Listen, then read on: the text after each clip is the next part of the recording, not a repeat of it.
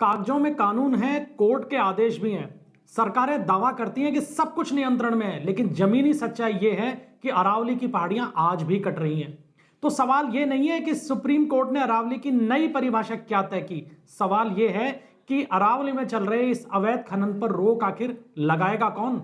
अरावली पर्वतमालाओं को लेकर इन दिनों देश की सबसे बड़ी अदालत का एक आदेश विवादों के घेरे में है। लेकिन इस पर चल रही बहस की जड़ सुप्रीम कोर्ट का फैसला नहीं, बल्कि वो अवैध खनन है जो सालों से अरावली को खोखला करता आ रहा है। राज्यसभा में 2020 में एक सरकारी आंकड़ा पेश किया गया था जो ये बताता है कि अवैध खनन देश में कितनी बड़ी एक संगठित समस्या बन चुका है।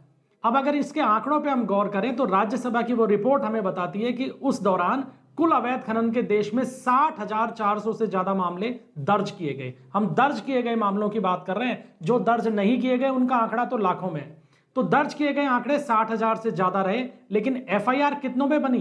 केवल 3,686, यानी केवल 6% मामलों में ही एफआईआर दर्ज हो पाई। और अदालतों तक कितने मामले पहुंचे?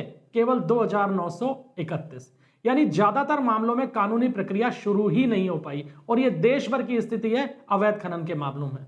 अब अगर अरावली रेंज और राजस्थान की बात करें तो स्थिति और भी चिंताजनक हो जाती है, क्योंकि राजस्थान में उस रिपोर्ट के अनुसार अवैध खनन के कुल 7,645 मामले सामने आए थे। एफआईआर दर्ज होती है 856 पे और अदालतों तक केस पहुंचते हैं सिर्फ 39, यानी 7,645 दर्ज किए गए केसों में से केवल 39 ही कानून की दहलीज तक पहुंच पाते हैं।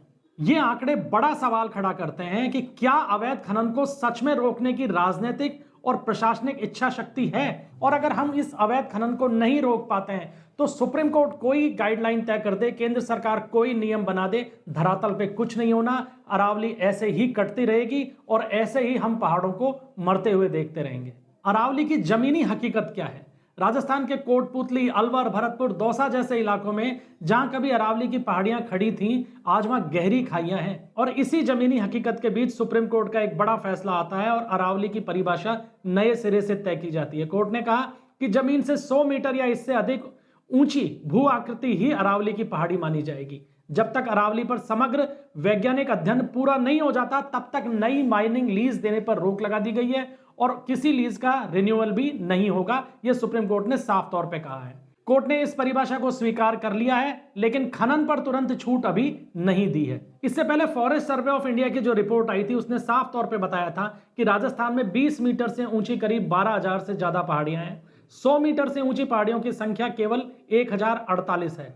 यानी इसको इस तरीके से माना जा सकता है कि नई परिभाषा के तहत 90% पहाड़ियां अरावली अब नहीं मानी जाएगी। और यही वजह है कि सेव अरावली का अभियान राजस्थान से लेकर दिल्ली तक शुरू हो गया है। इस बीच केंद्र सरकार और पर्यावरण मंत्रालय का पक्ष भी रखा गया और उन्होंने साफ तौर पे कहा है कि 100 मीटर की जो परिभाषा है सुप्रीम कोर्ट के जो निर्देशों में जो आई है वो ऊपर से नीचे लागू होगी, यानी इस दौरान पूरी ढलान और आधार क्षेत्र जो है पहाड़ी का वो भी संरक्षित होगा।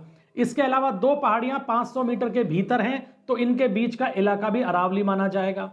और कुल अरावली क्षेत्र में केवल 0.19% हिस्से में ही सीमित मात्रा में खनन की अनुमति दी जाएगी। इसके अलावा अरावली में जो वन्य जीव अभयारण्य हैं या 4 टाइगर रिजर्व हैं उनको भी पूरी तरीके से सुरक्षित रखा जाएगा। कुल मिलाकर बात यह है कि सरकार का दावा यह है कि अरावली का बड़ा हिस्सा संरक्षण के दायरे में ही रहेगा। लेकिन एक बड़ा लेकिन इस बात को लेकर लग जाता है कि ये तमाम नियम तो केंद्र सरकार तय कर देगी और सुप्रीम कोर्ट गाइडलाइन भी दे देगा, लेकिन इसको फॉलो कौन करेगा? धरातल पर जिस तरीके से अवैध खनन राजस्थान में चलता आ रहा है इतने बीते सालों में, उस पर किसी तरीके की कोई रोक नहीं लग पाई। आज भी जब अरावली के अंदर रोक है खनन के ऊपर पूरी गतिविधियों पे, इसके बावजूद भी क्या सरकार का ये कोई कारिंदा कह सकता है कि 100% खनन रुक चुका है और अवैध खनन नहीं हो रहा? अब इस मामले में अगर विपक्ष को देखें तो कांग्रेस का कहना है कि अरावली केवल पहाड़ नहीं है बल्कि करोड़ों लोगों की जीवन रेखा है।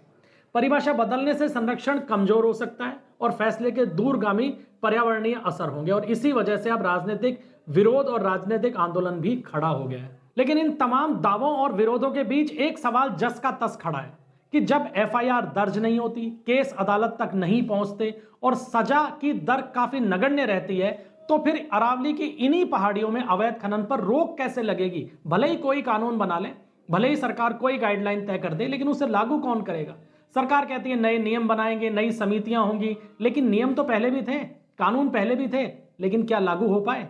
तो कुल मिलाकर अरावली को लेकर आज बहस परिभाषा और राजनीति की है, लेकिन अरावली का भविष्य इससे तय नहीं होता है।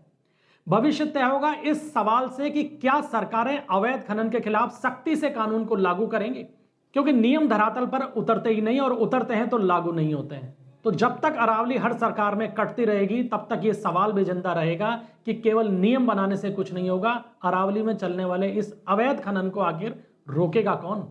आज के वीडियो में इतना ही। वीडियो पसंद आए तो इसे लाइक कीजिएगा, शेयर कीजिएगा और चैनल को सब्सक्राइब कीजिएगा।